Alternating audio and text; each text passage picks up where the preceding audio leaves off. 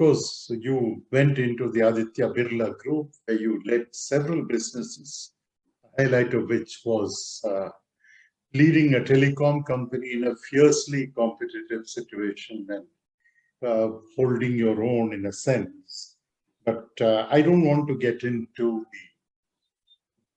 the telecom sector's journey in India or the adventures associated with that.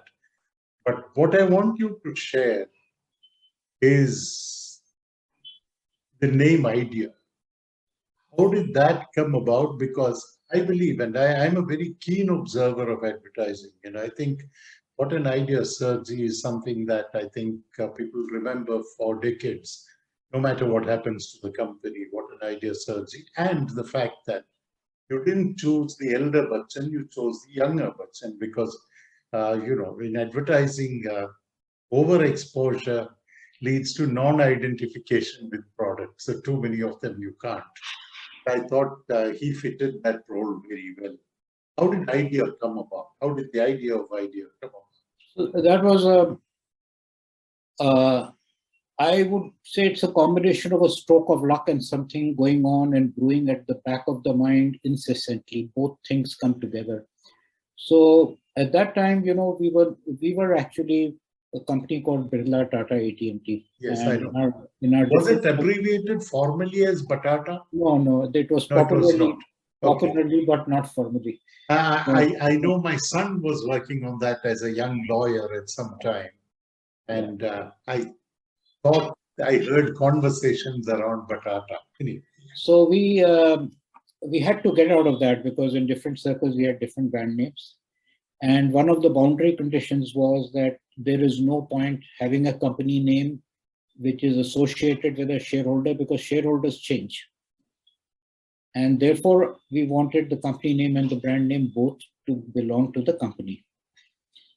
One of my lessons long back, I'll try not to be very long-winded because I can go on, but one of my lessons from my VIP days was that it helps to have in consumer durables and such like products where the company name and the brand name are the same, whether you have companies like Philips or Sony. I found that a pattern, and it may not be so in consumer non-durables, but in durables, it helps if the company and the brand name is the same. So that was another boundary condition.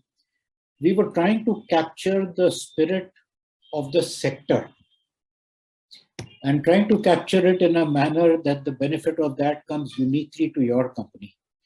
So the spirit of the sector was innovation, but innovation is a weak word for the bigness of the thought.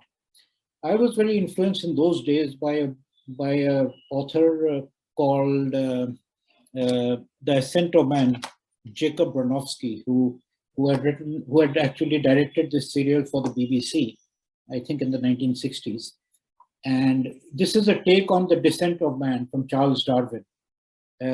Whereas he called it The Ascent of Man, how humankind has gone from one big idea to another big idea. And so from there, this thought came to me that, why not? I was sitting at home, I remember in my flat in Mumbai. And one evening it came to me that, all this innovation and blah, blah, blah, it boils down to idea, which is a very unique human, the ability to be abstract, to make abstractions, to make models. And I thought the simple word idea, which by the way is one of the first 500 words in any vernacular language, whether Tamil or Assamese or Bengali, you will find idea is both in a local language and it's an English word. It is as big or sublime as you can make it. It can be as petty as you make it. So that was the thought. And we were pleasantly surprised that it was not trademarked. But the reason we still introduced the exclamation to the I was we didn't want to just copy a dictionary word. We wanted to have some difference so that it cannot be trademarked.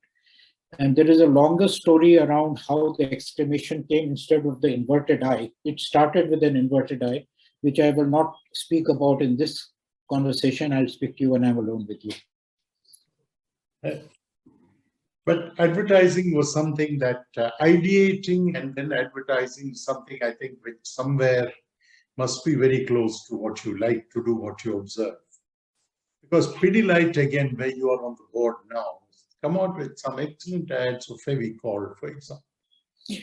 Yes, sir. I have not been involved except as a board member in admiring them. And in fact, Pidilite is what most people, not you, what most people would consider a company with products which are incapable of being branded, because they're not salient products. They are not life and death. They are not personal products. These are typically you go to a store and pick it up. And therefore, the ability to make a product and create a memorable brand around it, which gives you, is a huge achievement, which Pidilite have done and maintained. And they and their ad agency, but I would say more the company, because the company has to be ahead of its time to give a free rein to the advertising agency and to bring out the best in there.